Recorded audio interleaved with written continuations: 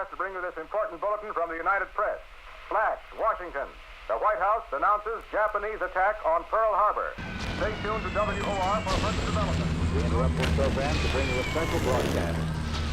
Here's the bulletin. Washington. The President decided today after Japan's attack on Pearl Harbor and Manila to call an... No matter how long it may take us to overcome this premeditated invasion, a state of war has existed between the United States and the Japanese Empire. December 7, 1941, a date which will live in infamy.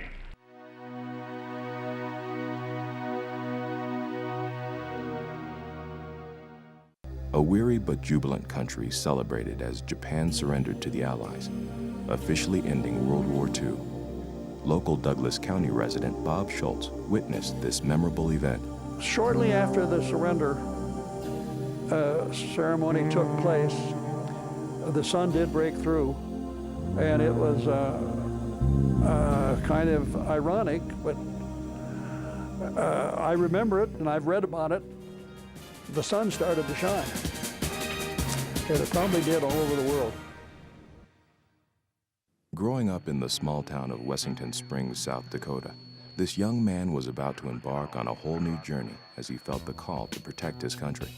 I, of course, was influenced by guys that were coming home on furlough and leave, but the newsreels, every time you went to a movie, you got a short shot of what was going on in the war, and the war was going on pretty strong in '43.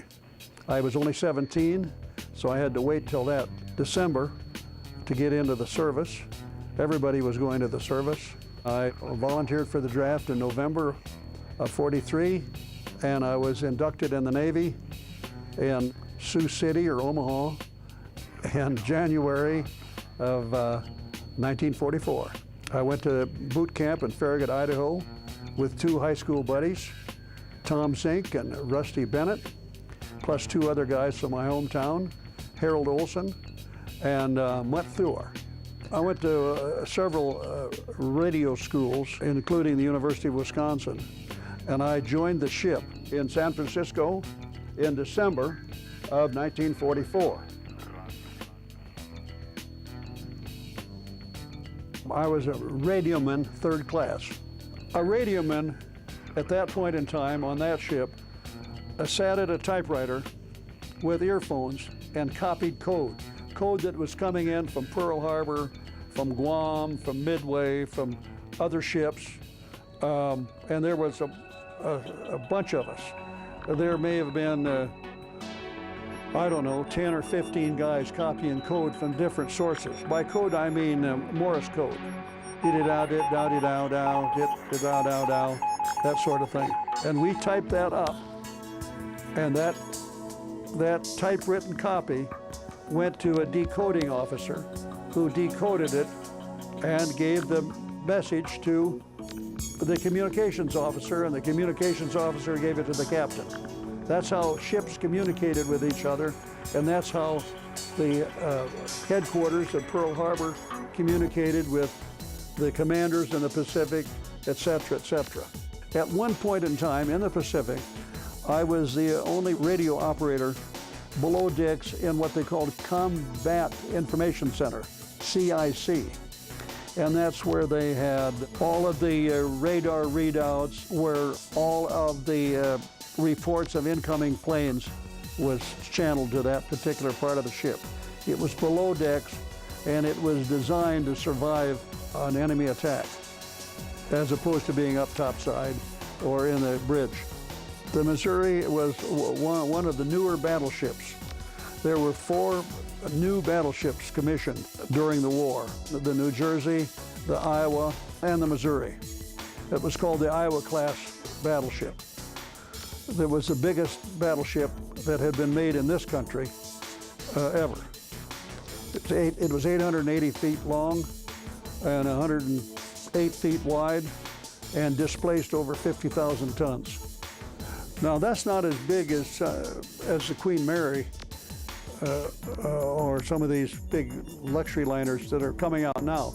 But up to that point in time, it was one of the biggest ships that had ever been built. Now it so happens the Japanese had at least one that I'm sure of, the Yamato, that was bigger than the Missouri. So we didn't have the biggest ship in the Pacific.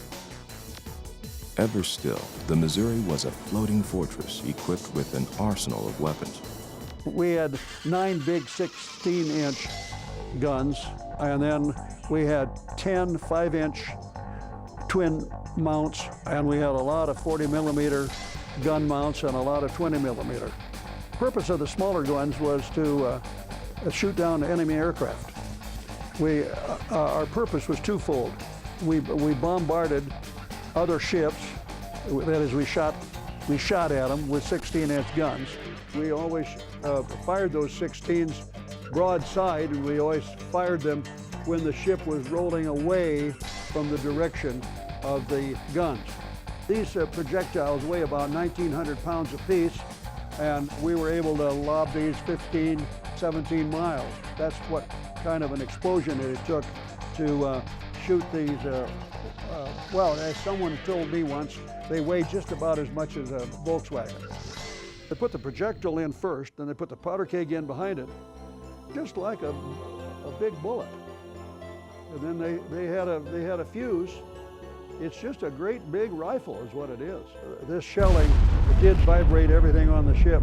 It was a very tolerable noise, but it resonated throughout the ship. It was muffled because we were below decks, and there was a lot of compartments between where I was sitting, for example, and where the explosions were taking place. But you could hear it. It was a noisy experience. You couldn't see where it hit because you could only see 9 miles on the level, because of the curvature of the earth. And that's why we had these spotter planes. We typically had 2 planes, pontoon aircraft, that were used for spotting. That means when we would shoot our 16-inch guns, these guys would tell us whether we were high or low or left or right. They would radio back to fire control. We shot these planes off the ship with catapults, and we retrieved them he would run his airplane right up behind the ship. They landed in the smooth wake when we turned the ship slowly. A hook hit a net, and then we hand him a cable that he hooked on a ring on the top of his plane. We pulled him up. That was the one purpose of a battleship. The other purpose is to provide protection for aircraft carriers. A large part of our duty in the Pacific was with Task Force 58, which was called a Fast Carrier Task Force. And our job was to protect those flat tops, aircraft carriers, from enemy aircraft. One of my battle stations was being fuse setter on several 5-inch mounts. I believe it was 5, 7, and 9 or something like that. So for part of the time that I was on board, I was a fuse setter for 5-inch guns, for some of the 5-inch guns. And bear in mind, we had 10 5-inch gun mounts, twin gun mounts. And that's as close to I ever come to shooting a gun. Life aboard ship was not always serious. There was free time away from battle zones for the troops to relax. We didn't have a lot of free time because you were on every 3rd watch. I shouldn't say there were 3 watches. You were on every 3rd watch. And then of course, it took 1 watch for sleep, for sleeping and eating and that sort of thing. And for recreation, we wrote letters, we read magazines. Sometimes we had movies when we were out of a war zone. We did some sunbathing.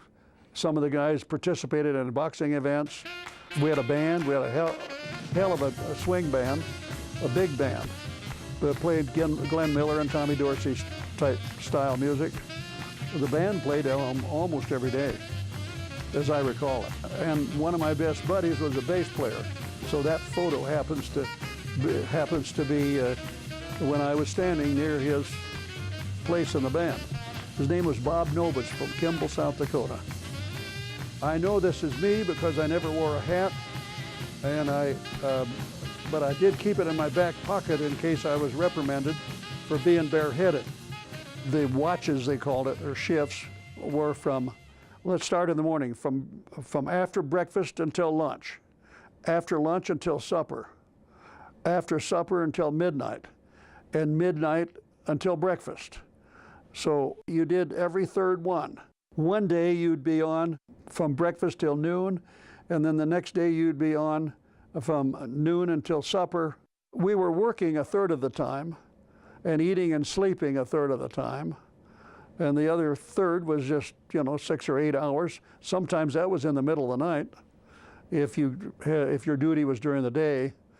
It's kind of complicated, and yet it's fairly simple. It was a simple life, but it's hard to explain. Life would not remain simple for long. On April 11, 1945, at the Battle of Okinawa, the Missouri was struck by a kamikaze.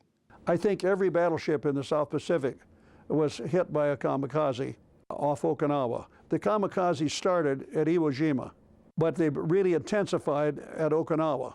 The Japanese, I believe, were aware that this was the final stepping stone for the invasion of Japan. So they stepped up kamikaze raids, and I believe I've read where there were over 3,000 kamikaze raids or attacks on U.S. shipping. And they were primarily shooting for aircraft carriers, but which was their first target, priority target for what should be obvious reasons. Their second priority was battleships, because they were big, and two, we were protecting the carriers. He hit a starboard side of the ship, aft of this 16-inch gun mount. He came in right like this, and hit right below the lifelines. He apparently did not have a bomb on board, and all of his plane went into the ocean, with the exception of the top half of the pilot, which landed right here by this 40-millimeter gun mount, and all of it went into the water except one wing and the top half of the pilot. The wing went forward a couple of 100 feet and caused a lot of smoke. The guys on I don't know what division of the ship literally tore that wing apart, and I, along with everyone else on board, ended up with a few souvenirs, but no significant damage, and fortunately we did not have any casualties. I have the autograph of all the guys that were in that 40-millimeter gun mount, plus I have a picture of the machine gun out of the Jap pilot's aircraft wing that went into the barrel of the 40-millimeter gun, which also made one of the Sunday supplements back in the States. He was given a formal and typical at-sea burial, i.e. we dumped him overboard, but properly, as opposed to just throwing him overboard. And they did fashion a flag.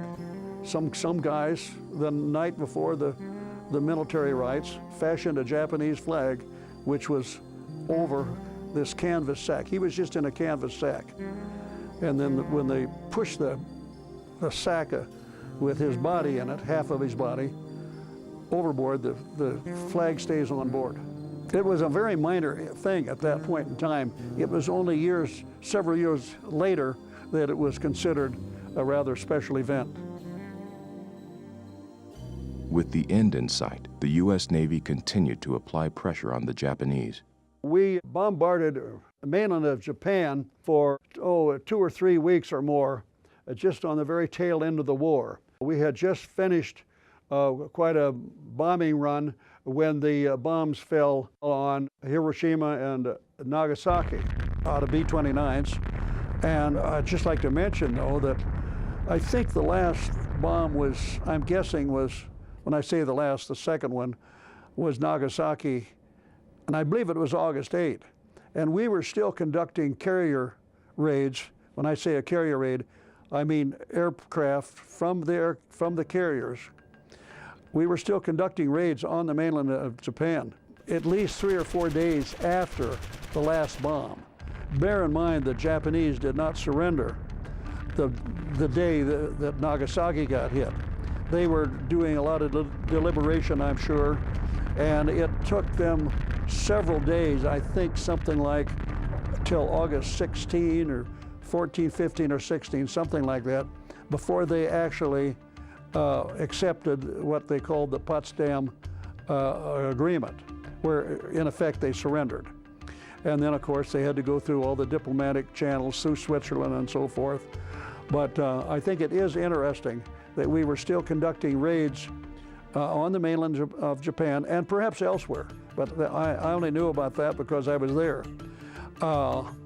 We were still conducting raids for at least 4 or 5 days after Nagasaki.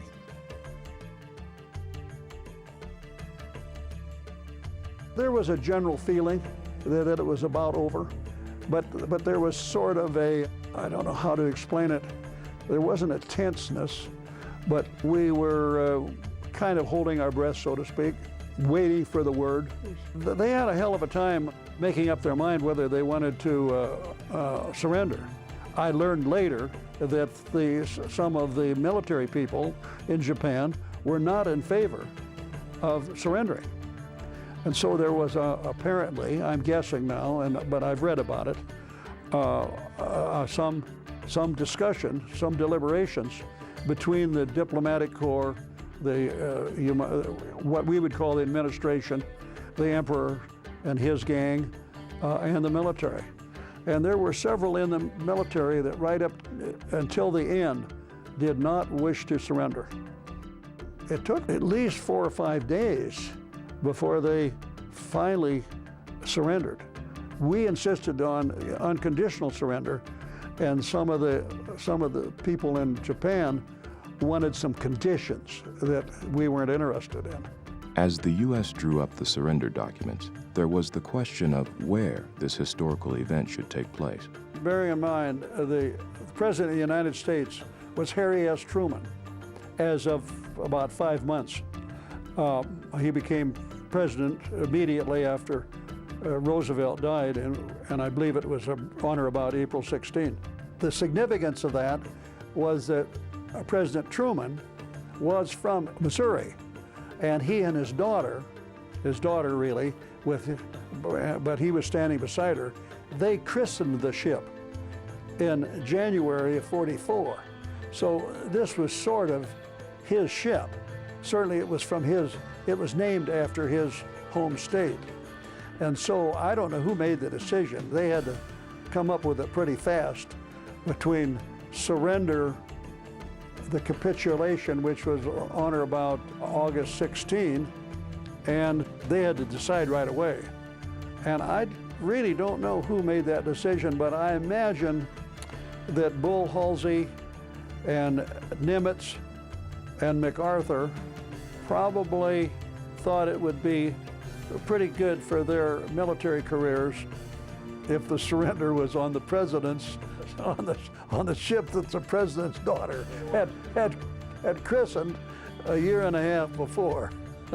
That's more or less my speculation. We had the immediate job of putting together a landing force because there weren't any Marines or Army in the vicinity of Tokyo Bay. Bear in mind now, we were there. We were just a couple of 100 miles offshore. We'd been there for almost a month, shelling the mainland, so it was handy.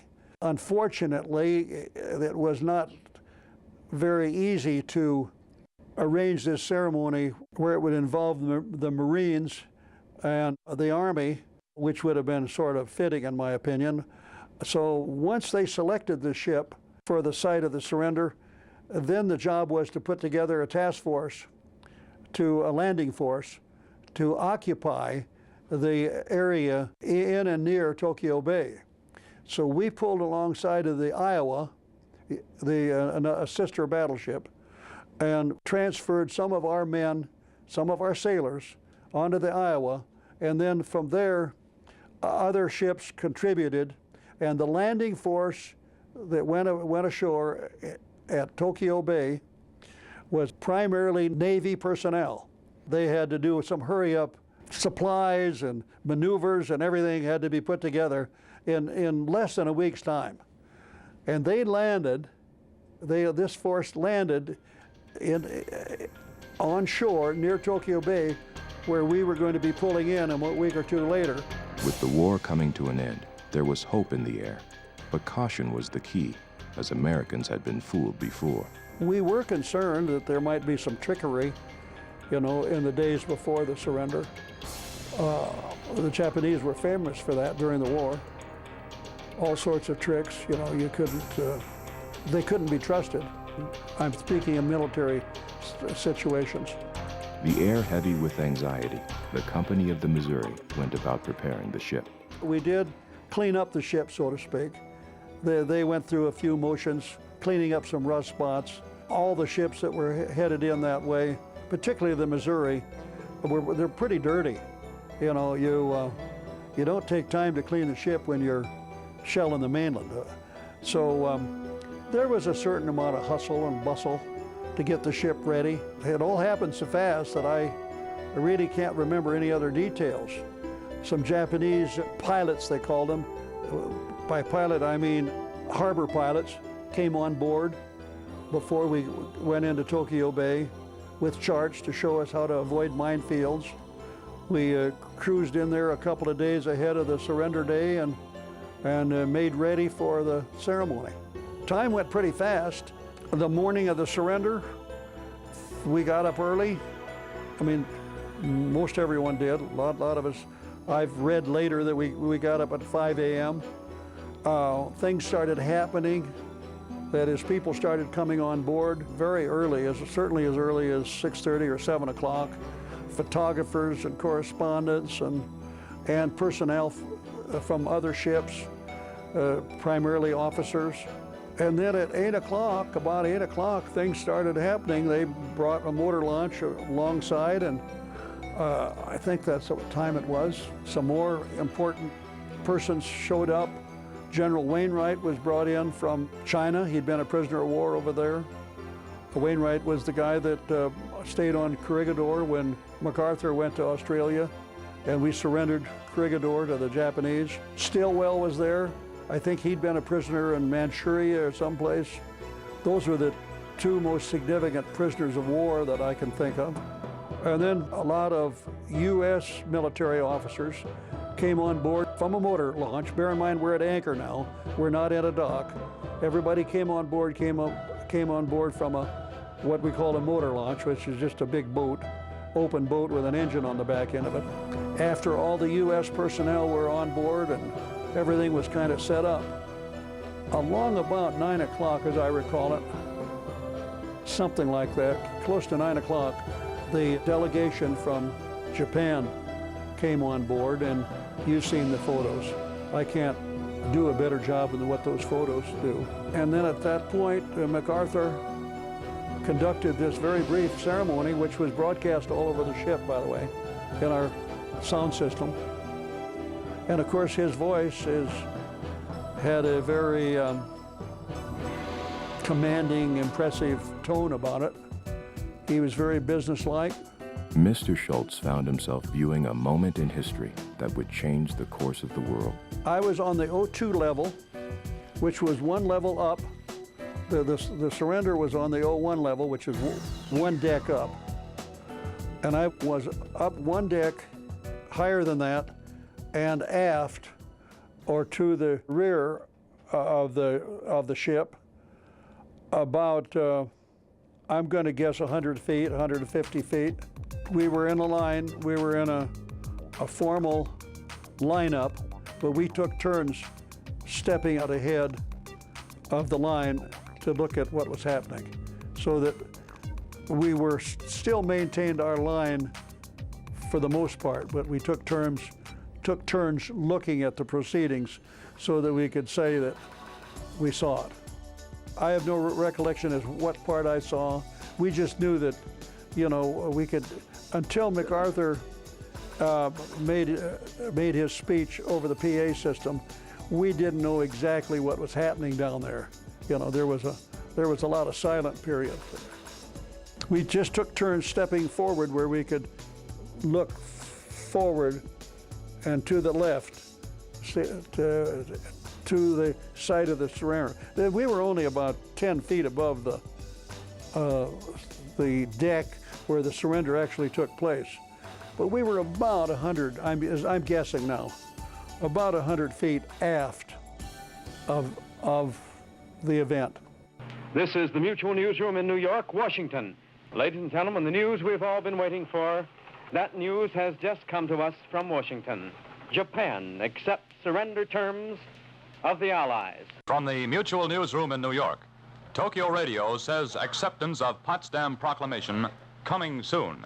I repeat, Tokyo Radio says acceptance of Potsdam Proclamation. I'm now broadcasting to you from the White House grounds. Now, you heard the flash, I am sure. The Japanese offer of unconditional surrender is official. It has been accepted. And we knew, of course, that everyone in the States back home was hearing about it instantaneously by radio. So we had that connection with home, I think. And with guys, soldiers, sailors, Marines, airmen all over the world, but particularly in the Pacific, because we all couldn't be there, you know. The ship could only hold so many people. And all the Army and Marine guys were on all these different islands that we just captured, you know. So, I don't know, we were all connected for a few moments. Kind of hard to explain. That was it. And then, of course, the big thing all day, all during the ceremony, and then for at least an hour or two afterwards, thousands of airplanes went, our airplanes flew over.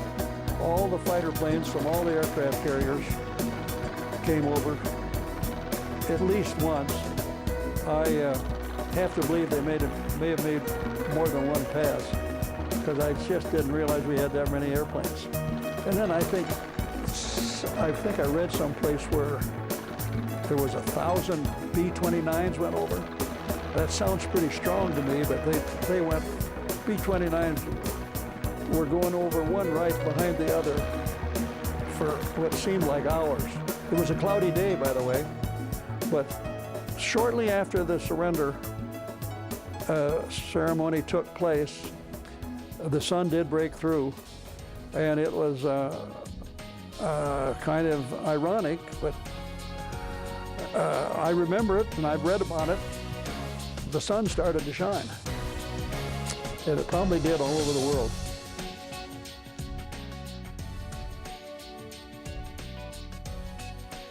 The guides that show visitors around the ship like to talk about the table that was used for the surrender.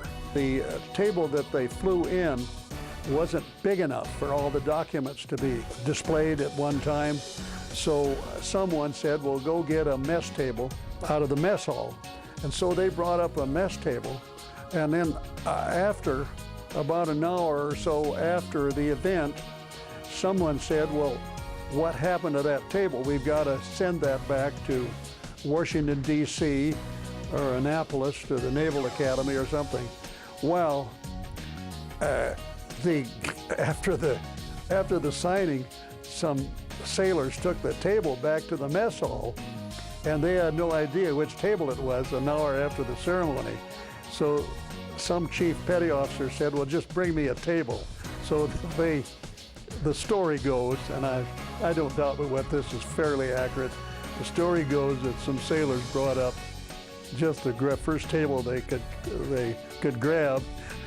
So the table that's on display at the Smithsonian Institute or at the Naval Academy or wherever it is just a mess table. It may not be exactly the mess table that was used for the surrender. The night of the surrender, I decided that I should send the story back to my hometown papers. So I accumulated some news dispatches that had names of all the dignitaries that were on board that day, and I sat up half the night typing up the story of the surrender for my hometown. And I made 2 copies, well, one for each of the newspapers, and mailed it shortly thereafter. And it appeared in both newspapers, plus a couple of other papers in eastern South Dakota in about 3 or 4 weeks.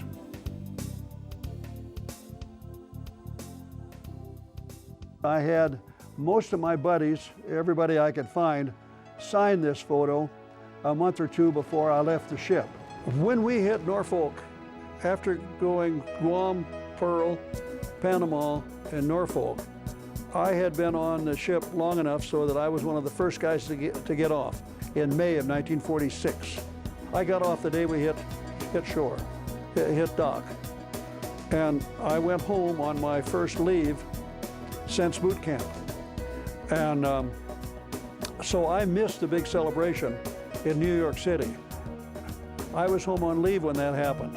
It didn't bother me any, but I would much rather be home. But the ship was literally mobbed in New York City. I think I read later that 700,000 people visited the ship in the course of a week or two. People wanted a piece of it. They tried to take the ship apart, but it was pretty hard to take a piece of it. I went immediately home, by commercial aircraft. And I went one airport at a time. There was no such thing as reservations. I went out to the airport and I got the first airline going towards Detroit. And I got to Detroit and I went over and got another airline to Chicago. And then when I got to Chicago, I got another one to Minneapolis. And then I flew into Huron, South Dakota. But I was never out of an airplane for more than an hour. I was able to get, luck would have it, I was able to get home in one day quite easily. I didn't take time to tell my parents I was coming. I was in a hurry to get there. And as I recall it, they didn't know, they knew I was going to be home soon. They knew I would be there in a few days. But I didn't take time to send them a wire. Anyway, I got to my hometown, and I guess it must have been in the middle of the day. So I went to the local cafe where I thought my dad might be having lunch, and he was having lunch there, and that's the first time I had seen him since I went into the Pacific. The veterans of World War II are passing away daily, and Bob Schultz would like to contact any men that were aboard ship around the date of the surrender, September 2nd, 1945. Of the 2,200 guys on board the Missouri, I'm only aware of two guys that I served with, Fosberg and Schmuckler. We're all either almost 80 or in our 80s. There can't be anybody under my age, hardly, that was in the war. I was one of the youngest at that point in time, And so we're a vanishing species. I'm hopeful that some guy that was on the Missouri, either before, preferably the same time I was, will hear about this.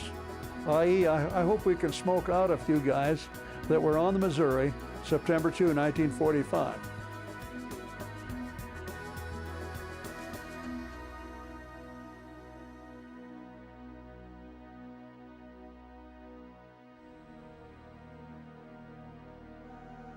Time is marching on.